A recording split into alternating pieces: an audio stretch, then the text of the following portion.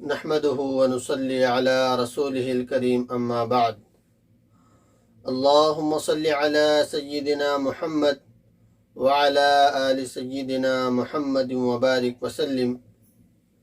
محترم سامعین، کل آپ حضرات نے آپ صلی اللہ علیہ وسلم کا نکاح امی جان حضرت خدیجۃ الکبریٰ رضی اللہ تعالی عنہا کے ساتھ ہونے کو سماعت فرمایا۔ اس سے پہلے اب تک 3 دروس ہو چکے ہیں۔ اگر آپ نے پہلے کے 3 درس نہیں دیکھے اور اس کو نہیں سنا، پہلے آپ ان دروس کو سن لیں تاکہ آپ کو آگے بات سمجھنے میں آسانی ہو۔ اللہ کے نبی صلی اللہ علیہ وسلم اما جان خدیجۃ الکبریٰ رضی اللہ تعالی عنہا کے ساتھ پورے 40 سال تک رہے، آپ کے ساتھ زندگی گزاری، آپ کے ساتھ زندگی بتائی۔ اللہ کے نبی صلی اللہ علیہ وسلم کی جب عمر مبارک 35 سال کی ہوئی، یعنی 30 پر 5 سال کی عمر اللہ کے نبی صلی اللہ علیہ وسلم کی ہوئی، تو اس وقت قریش کو خانہ کعبہ کی اثر نو تعمیر کرنے کا خیال آیا۔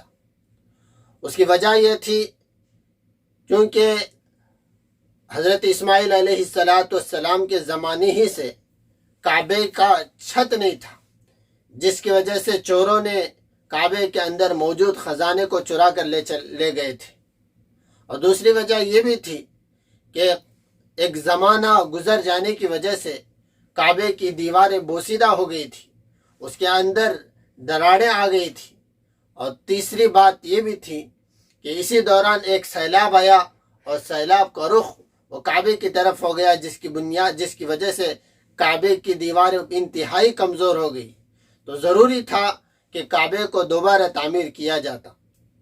چنانچہ اس ارادے سے سارے اہل قریش نے مشورہ کیا اور یہ بات طے کی کہ کعبے کی تعمیر کرنا، یہ چونکہ اللہ کا گھر ہے اور اللہ کے گھر کو بنانے میں غلط پیسہ نہ کسی کا نہ لگے، کسی کا سود کے طور پر لیا ہوا مال یا غصب کیا ہوا مال یا شراب بیچ کر لیا ہوا مال، جوئے میں کھیل کر جیتا ہوا مال، کسی طرح کا کوئی مال، غلط مال اس کی تعمیر میں نہ لگے، بلکہ پاک اور صرف حلال مال ہی کے ذریعے سے کعبے کی تعمیر ہو۔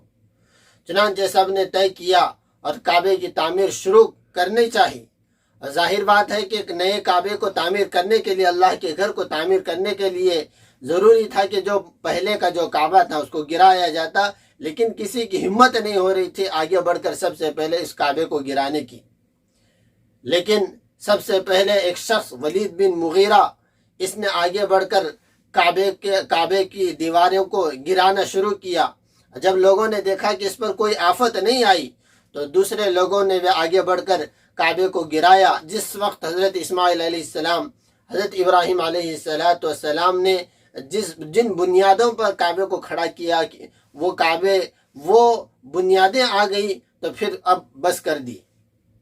پھر اس کے بعد اثر نو ہر ایک قبیلے نے کچھ کام بانٹ لیے تھے، اس طرح کعبے کی تعمیر شروع ہوئی۔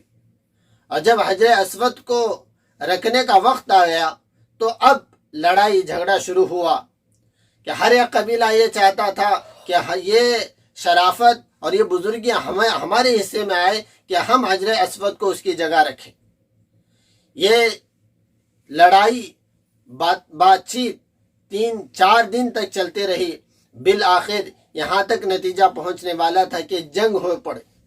آخر میں ایک شخص نے یہ رائے دی کہ کل صبح سب سے پہلے کعبے کے اندر، مکہ کے اندر جو شخص دروازے کے اندر داخل ہوگا اس کو ہم فیصل مانیں گے۔ چنانچہ اس بات پر سب راضی ہو گئے۔ تو دوسرے دن جب جو سب سے پہلے کعبے کے اندر جو شخص داخل ہو رہے تھے وہ میرے اور آپ کے آقا جناب محمد رسول اللہ صلی اللہ علیہ وسلم تھے۔ قریش مکہ نے آپ کا چہرہ انور دیکھ کر سب نے یہ کہا کہ یہ سچے ہیں، یہ امانت دار ہیں، ہم ان کے فیصلے پر راضی ہیں۔ چنانچہ اللہ کے نبی صلی اللہ علیہ وسلم کو فیصل بنایا گیا۔ آپ نے یہ حکمت اپنائی آپ نے ایک چادر منگوائی اور چادر منگا کر اور آپ نے اس حجر اسود کو اس چادر پر رکھا اور سارے قبیلوں سے کہا کہ آپ اپنے اپنے قبیلوں کا ایک ایک ذمہ دار طے کر لے، اور وہ ذمہ دار آ کر، وہ سردار آ کر جس چادر پر حجر اسود رکھا ہوا ہے اس چادر کا ایک کنارہ پکڑ لے اور اسے حجر اسود کے مقام تک لے جائے۔ اور چنانچہ اسی طرح کیا گیا۔ آپ کے فیصلے پر سب راضی ہوئے۔ جب فیصلے پر سب راضی ہوئے، پھر اس کے بعد جب اس جگہ پر پہنچا تو آپ علیہ السلام نے اپنے دست مبارک سے اس حجر اسود کو اس کی جگہ پر رکھا۔ پھر جب اللہ کے نبی صلی اللہ علیہ وسلم کی عمر مبارک 35 سال سے آگے 40 سال کے قریب پہنچ گئی تو اللہ کے نبی صلی اللہ علیہ وسلم کو خلوت محبوب ہو گئی۔ آپ کو تنہائی پسند آنے لگی۔ آپ ہمیشہ تنہا رہنے کو پسند فرماتے تھے۔ اسی لیے آپ علیہ السلام غار حرا، ایک جو پہاڑ ہے مکہ المکرمہ سے 2 یا 3 میل کے فاصلے پر، 3 یا 4 کلومیٹر کے فاصلے پر ایک پہاڑ ہے۔ اس پہاڑ کے اندر ایک غار ہے، غار حرا جس کو ہم کہتے ہیں۔ انشاءاللہ آپ اسکرین پر بھی وہ غار دیکھیں گے۔ اللہ کے نبی صلی اللہ علیہ وسلم اپنے عمر کے 40 سال کے قریب جب پہنچے تو اکثر و بیشتر آپ علیہ السلام گھر سے وہاں نکل جاتے اور ساتھ میں آپ ستو اور کچھ پانی اور کچھ کھجوریں لے کر اللہ کے نبی صلی اللہ علیہ وسلم اس غار میں جاتے اور وہیں پر پوری رات گزار دیتے، اور جب تک کھانا ختم نہیں ہوتا آپ علیہ السلام وہیں پر عبادت کرتے رہا کرتے۔ جب کھانا ختم ہو جاتا تو اللہ کے نبی پھر دوبارہ گھر آتے اور پھر اسی طرح سے دوبارہ کھانے کا سامان لے کر وہاں جاتے، اور وہاں راستے میں جو اگر کوئی مسکین اور فقیر اور مسافر اگر کوئی گزرتے آپ علیہ السلام ان کی مدد کیا کرتے تھے۔ تو اسی طرح سلسلہ چلتا رہا۔ لیکن جب اللہ کے نبی صلی اللہ علیہ وسلم کی عمر مبارک 40 سال کو پہنچ گئی تو آپ علیہ السلام کے ساتھ ایک عجیب و غریب واقعہ پیش آیا۔ وہ واقعہ یہ تھا کہ ایک مرتبہ اللہ کے نبی صلی اللہ علیہ وسلم غار حرا میں تشریف فرما ہے۔ اچانک ایک فرشتہ ظاہر ہوتا ہے، اور فرشتہ ظاہر ہو کر جو اجنبی اللہ کے نبی علیہ السلام نے اس سے پہلے ان کو کبھی دیکھا نہیں تھا، آپ پریشان ہوئے۔ اس فرشتے نے آ کر اللہ کے نبی صلی اللہ علیہ وسلم سے کہا اقرأ، پڑھو۔ آپ نے فرمایا ما انا بقاری، میں تو پڑھا ہوا نہیں ہوں۔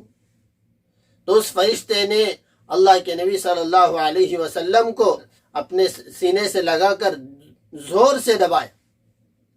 آپ خود ارشاد فرماتے ہیں مجھے اتنا زور سے اس فرشتے نے دبایا کہ مجھے اپنی جان نکلنے کا خوف ہونے لگا تھا۔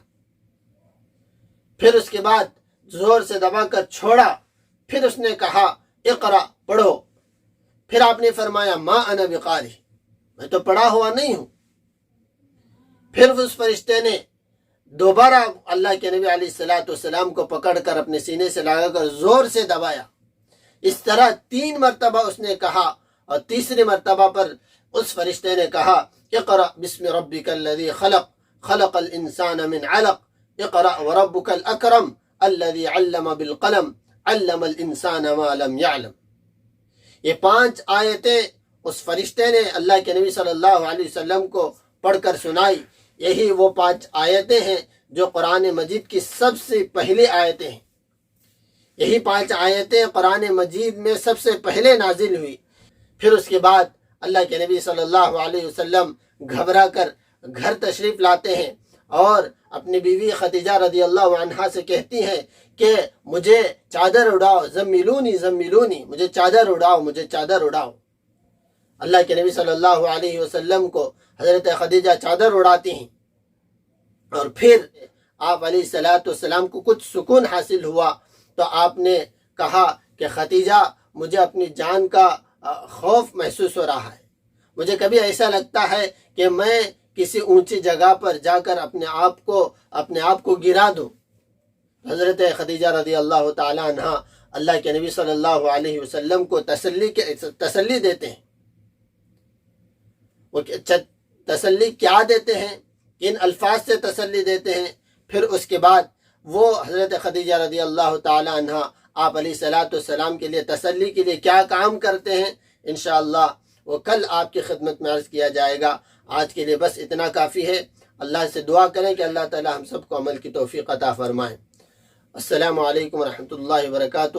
آخری میں آپ سے گزارش ہے کہ اگر آپ چینل پر نئے آئے ہیں تو اس چینل کو سبسکرائب کر لیں تاکہ ہر آنے والی نئی دینی معلومات آپ تک پہنچتے رہیں۔